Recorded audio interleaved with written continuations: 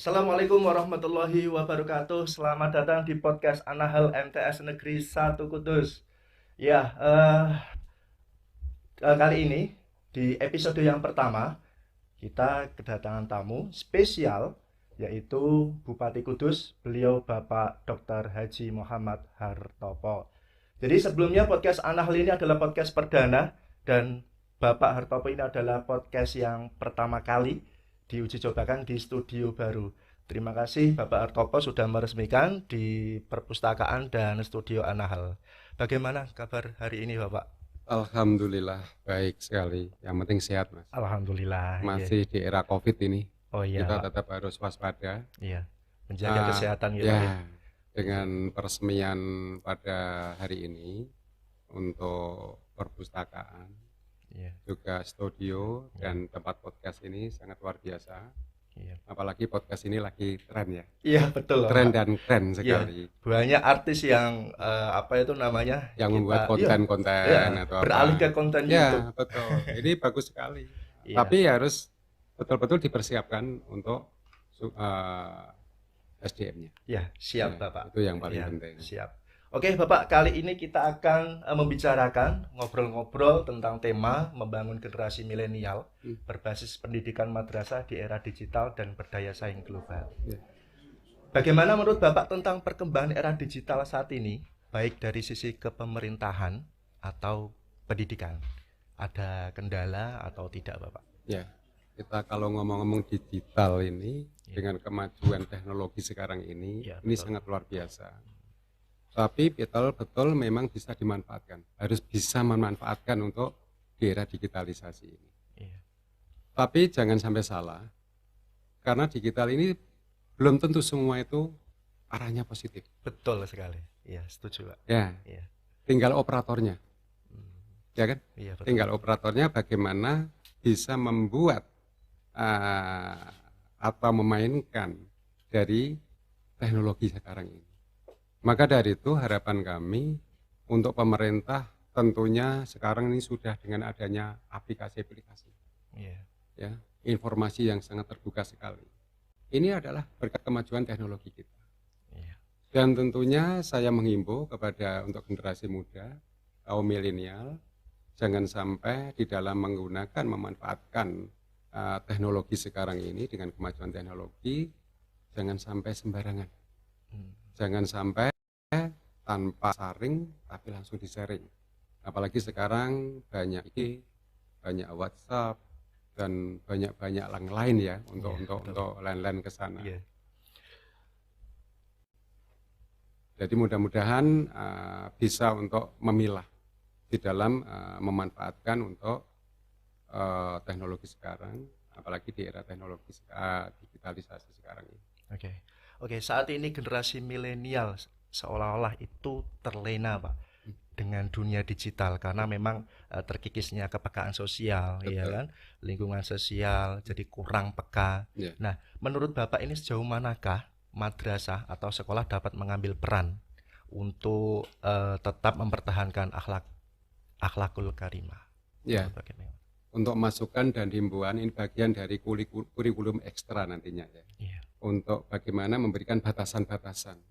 Jangan sampai untuk kepekaan sosial ini memang ada untuk di generasi-generasi kita. Karena dengan fokusnya, dengan adanya untuk kemajuan teknologi sekarang ini. Itu perlu dengan adanya sosialisasi, Mas. Iya. Sosialisasi dan memberikan pendidikan khusus kepada kaum milenial. Karena kaum milenial dengan adanya teknologi sekarang itu kadang-kadang pemanfaatnya belum tentu yang positif. Iya. Kadang-kadang banyak yang negatif itu, Mas. Karena memang belum bisa menyaring, Pak. Betul. Mana yang baik, mana yang buruk. Betul. Harus betul-betul selektif. Makanya di situ banyak sekali informasi yang baik ada, informasi yang jelek juga ada. Bahkan banyak budaya-budaya yang masuk yang sekarang ini bisa mencuci otak para generasi milenial. Ya, setuju. Nah, setuju. ini yang perlu diwaspadai. Ya, betul. Karena memang dunia digital ini semakin marak, Pak. Betul. Saya khawatirnya nanti kalau tanpa ada pengawasan orang tua. Betul. Nah, ini anak ini semakin apa ya?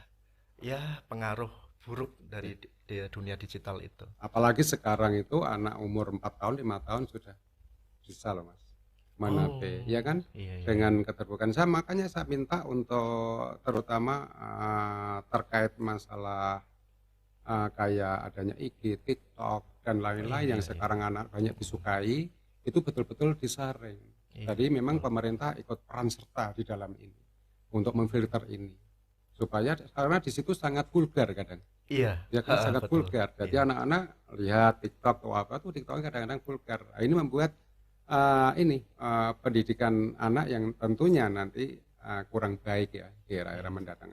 Tapi ada pula yang konten di dalam TikTok, di dalam Reel, di IG itu juga ada positifnya, Pak. Oh Memang iya. tergantung konten yang dibuat. Betul. Jadi memang ya kita diminta untuk mengawasi anak-anak kita. Betul. Ya. Apalagi era digital yang ini yang sangat luar biasa berkembangnya, Bapak.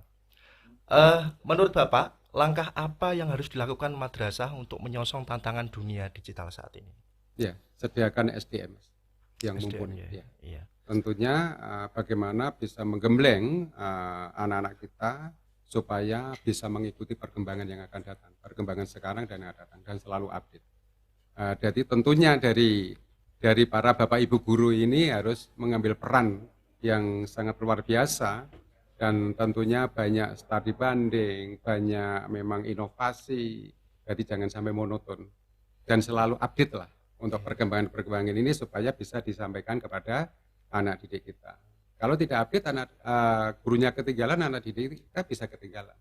Memang kalau peran di sekolah, apalagi yang boarding sekarang ini ya, memang tanggung jawab sepenuhnya ada di bapak ibu guru atau pengelola dari sekolah boarding itu sendiri. Tapi kalau yang memang sekolah reguler biasa, kalau sudah di rumah itu adalah tanggung jawab orang tua. Dan ini yang kadang banyak saya mengimbau kepada orang tua semua, kadang-kadang pendidikan anak lebih cenderung diabaikan, lebih terfokus di dalam masalah mencari nafkah. Ya, mencari nafkah itu suatu kewajiban memang. Tapi di sisi lain anak-anak ini perlu pengawalan. Karena orang tua tugasnya salah satunya adalah bagaimana bisa mengawal masa depan anak. Itu yang paling penting. Sekarang banyak orang tua yang sukses di bidang karir dan ekonomi, tapi anak-anaknya belum tentu sukses. Banyak. Ini bagian dari manajerial juga. Bagian dari manajerial. Makanya saya harapkan selalu mengimbau kita harus sebagai orang tua bisa mengawal masa depan anak, karena kesuksesan anak itu adalah kesuksesan orang tua. Iya, setuju. Ya. Ketika anak tidak sukses, walaupun orang tuanya sukses di bidang karir maupun di bidang ekonomi, itu namanya orang tua belum berhasil. Sukses, belum berhasil dalam mendidik anaknya. Oke. Saya setuju, Pak. Karena memang di era digital ini kalau tidak ada kepengawasan dari orang tua, dari kepengawasan dari guru, itu anak-anak kita seakan-akan bebas, Pak. Betul. Bebas bereksplor di negara-negara luar, entah apa itu yang ditonton itu memang harus diawasi. Betul. Sebetulnya pengaruh-pengaruh dari luar pun tidak dirasakan anak. Iya. Masuk dengan sendirinya dan akhirnya bisa mencuci otak itu sendiri. Dan anak ini akhirnya mengikuti. Sekarang banyak penipuan-penipuan juga lewat lewat IG, lewat WhatsApp, lewat apa-apa. Ini memang harus perlu orang tua selalu memberikan pengawasan untuk anak-anak kita ini. Gitu, Mas. Oke. Harapan Bapak untuk generasi milenial saat ini apa, Pak? Ya, tentunya harus dipersiapkan ya.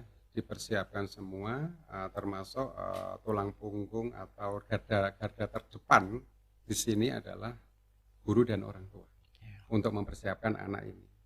Karena sebagai tauladan tentunya adalah guru dan orang tua.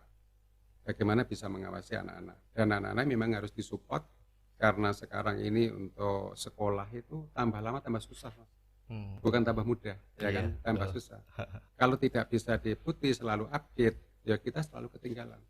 Kalau sudah ketinggalan, ini susah kita mengejarnya, ya kan, karena waktu tidak bisa dibeli, ya kan. Kalau waktu bisa dibeli, saya akan memberikan waktu berapa tahun biar bisa lebih mudah. Wah, luar biasa. Oke Bapak, terima kasih atas kedatangannya di studio Anahal. Kami juga berharap Bapak bisa menjalankan amanah lebih bagus, lebih semangat, dan tetap menjadi teladan bagi umat yang baik gitu. Amin. Oke, demikian podcast Anahel MTS Negeri 1 Kudus bersama Bupati Bapak Dr. Haji Muhammad Hartopo. Sekian, terima kasih. Wassalamualaikum warahmatullahi wabarakatuh. Sampai jumpa.